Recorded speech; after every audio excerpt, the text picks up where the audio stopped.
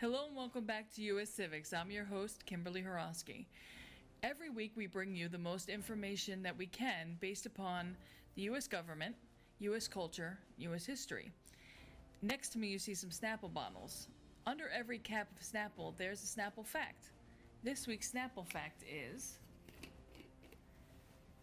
that the King of Hearts in the card game is the only king without a mustache.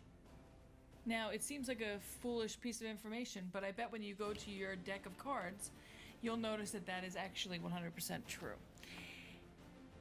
Every week, we want to make sure we arm you with a little tidbit, which is where we came up with the Snapple idea. They are not a sponsor, but we thought it was a cute little way to connect with you with current history. Last week, we spoke to you about the Articles of Confederation, a government you may or may not have heard of before. This week, we're going to talk to you about the Constitution. The Constitution is the law of the land, as they call it, or the supreme law of the land. It is the actual verbiage of all the rights that are outlined for everyone in the United States. Now, it's a little wordy, and it's a little Old English, so we went out of our way to make it today's jargon so you can understand exactly how each article is laid out. Article 1 of the Constitution goes over the actual layout of how the Congress works. For those of you who don't know what Congress is, it's the legislative branch of the government. There are three branches in the US government. There are the legislative, the executive, and the judicial. The legislative, very simply, makes laws.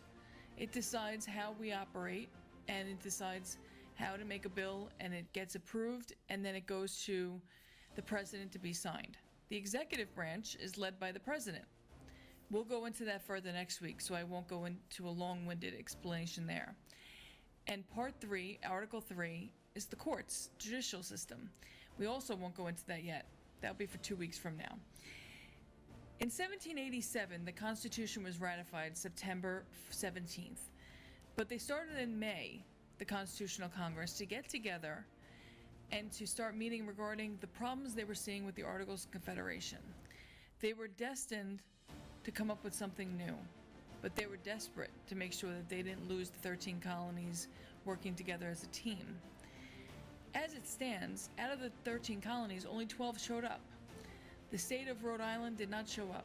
It later on ratified the Constitution to become the 13th state of the United States, but at the time, it wasn't sure it wanted to be part of the states of the United States. Now, how does it work? Article 1. Article 1 is all the rights and responsibilities given to the federal Congress. In colloquial terms, the Senate and the House of Representatives. How many are there? How many were there? What does the number of them have to do with anything? Well, actually, it makes a lot of sense, and it determines how we handle the Electoral College, which we will spend a whole episode on, to make sure you know exactly how we actually vote in our president. Now, our House of Representatives are directly elected in the beginning of our branching out to make Article 1. The Senate is not directly elected yet. That will come later. But as of current day, you directly elect your Senate and your House of Representative members. Each state is awarded 2 Senate members, and no matter how big or small the state is, they each get 2 no matter what.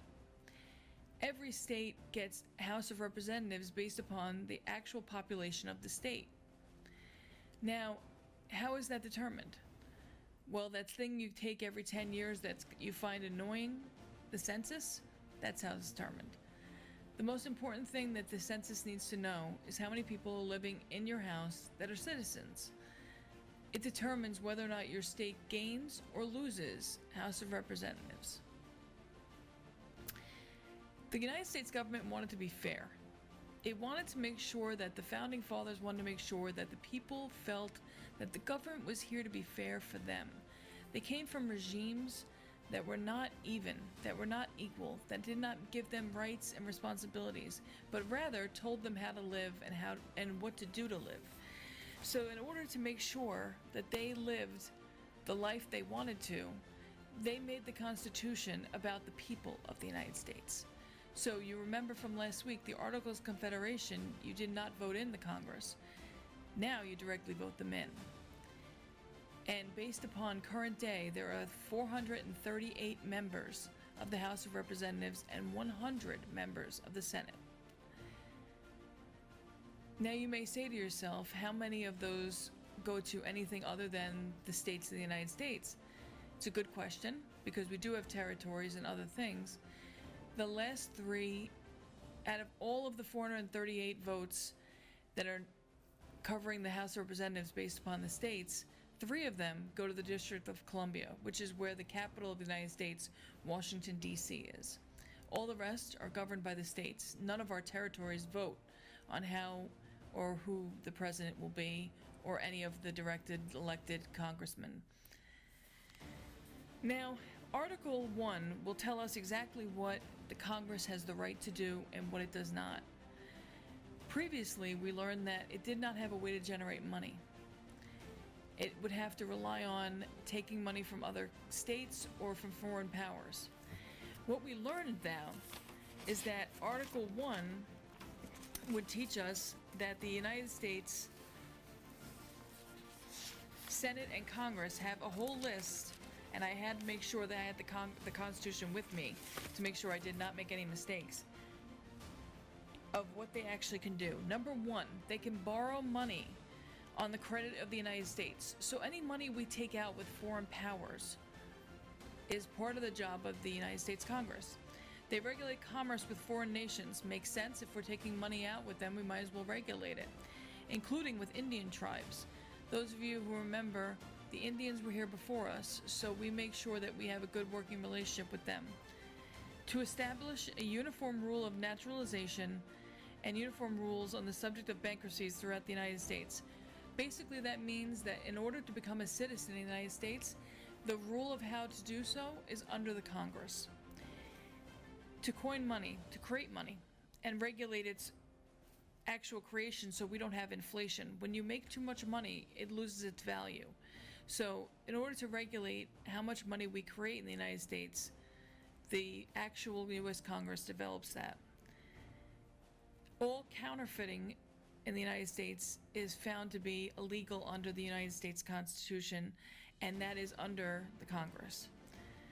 To establish post offices and to determine the progress of science and useful arts. That means the Library of Congress. You probably have heard that before. If you ever need a patent, or you ever need something published, or you need some information put in the Library of Congress, you apply for it, and the Library of Congress holds that information and makes sure nobody else counterfeits your words or copyrights your words and work. It constitutes tribunals, which means courts. So in other words, it works with the executive branch to make sure they approve the appointees that the executive branch appoints to judiciary positions. It defines and punishes piracies and felonies at the high seas and offenses against nations of law. Now, it sounds funny to say piracies at sea, pirates and things like that. You think of Pirates of the Caribbean, you think of fantastical things. But you remember, this was written in 1787. Pirates were a real threat back then. This was a real, true, and honest threat. So any sort of high seas problems, the United States gets regulated with the United States Congress. To declare war. People get often misconstrued thinking that the president and executive branch declare war. No, they are allowed to send troops around the world, but they are not allowed to declare war. To raise and support armies and appropriate money for any such use. So in other words, they get to promote the armies and the navy to make sure that they are in good standing and they have the monies they need in order to function. To provide for a militia if it's ever called for, meaning a non-formal military force to make sure that the rights and rules of the United States are held up. And I apologize for the length. The reason why this is a little longer is because it's a lot to cover. And the last is provide for the arming and disciplining of the militia. Make sure that it's regulated correctly under the United States. Now, how does it work to have all this and all the rights?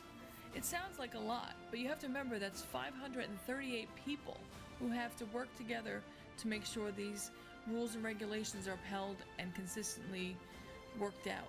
So every time a new administration comes in and they change jurists, or they change cabinet members, or they change anything that has to do with the executive or judiciary branches, the U.S. Senate and the U.S. Congress work to make sure that those people that are elected to those areas are the perfect fits for those areas, and they actually sign off on all of them. The last and the most important thing that I think is that you start to see the beginning of what we'll discuss in another episode, checks and balances.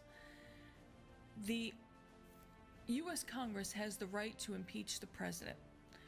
That means that if the U.S. president is by any rule of law illegally doing something that is not allowed to be done, the House of Representatives has the right to try the actual president, and the U.S. Senate, it acts as the jury. That's very important because it means that we're not allowing one branch to have more power than the others. Sounds like this branch has a lot, but as we delve into the executive branch and the judiciary branch in upcoming weeks, you will see that they have as much checks and balances as the legislative branch does. And I hope you find this as fascinating as I do, because you'd like to know what the people you're voting in for are actually doing. And it's important that you know what they're doing to carry out your best interests. Thank you for coming here and listening to us today at the US Civics class. In a Flash Photo Corp is here to bring us these productions every week in the Long Island Satellite Studio. Thank you so much for all your time, and please think about liking and subscribing every week as we bring you more information and arm you as best as we can to make sure that history is never a mystery. Thank you.